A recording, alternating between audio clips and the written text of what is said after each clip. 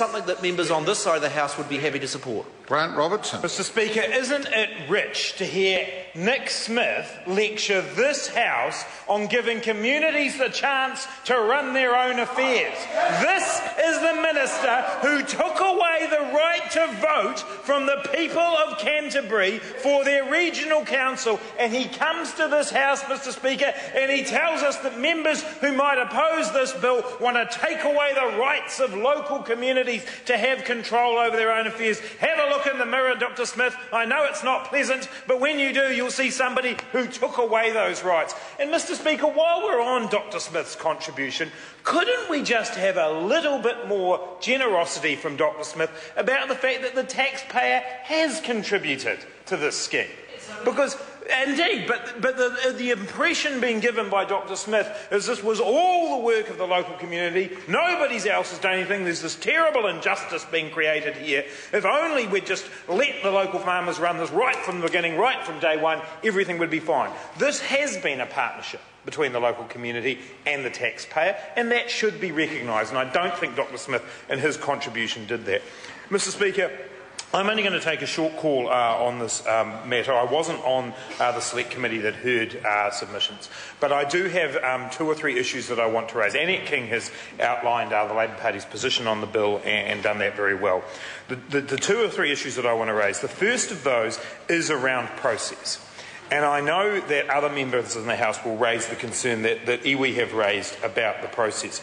But I'm looking here at a newspaper article from the Taranaki Daily News in 2010 that makes clear that the last time the iwi were consulted about this by the Council was in the year 2000.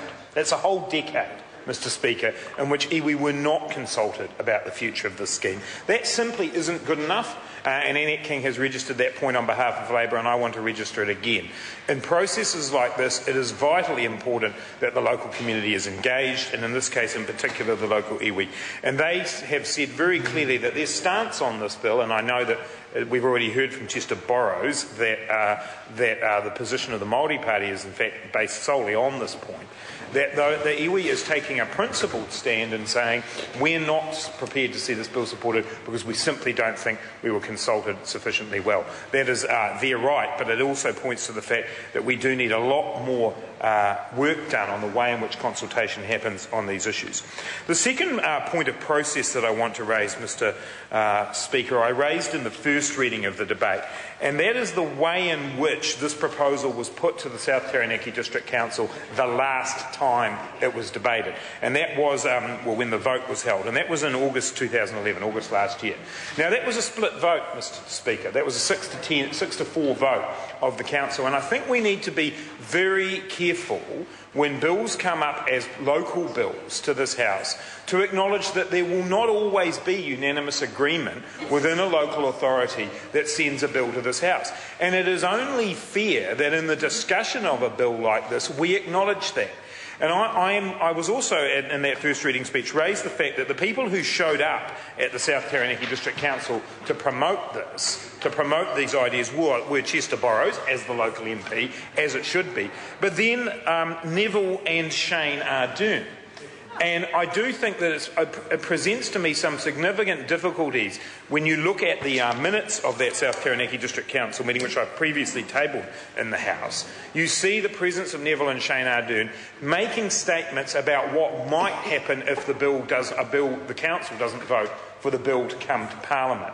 And I think we need to be very careful about the role of the MPs, particularly when there is a family connection. And I said in the first reading that I respect Shane Ardern, but I think the impression could easily be given when those two gentlemen arrive along with Chester Borrows to the South Taranaki District Council and make comments about what will happen if the Council doesn't agree to send a local bill through. Essentially, Mr Speaker, what they said was that they would find a parliamentary means of achieving the goal. That's not acceptable. That is poor process, and it is the poor process that has characterised this over the last few years. We need to ensure that when local bills come here, we have a clear and honest conversation about the community's views on these issues, and we also do not want to see members of Parliament arriving along at a meeting of a local council and making all kinds of veiled or otherwise comments about what may or may not happen if a bill is put, if the council doesn't agree to put the bill before the House.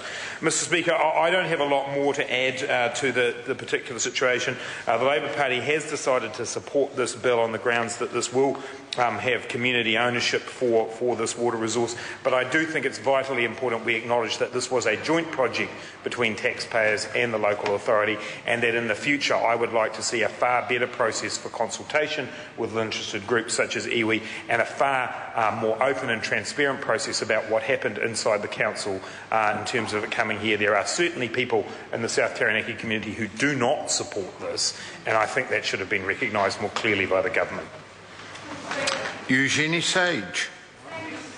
I'm pleased to take a call on the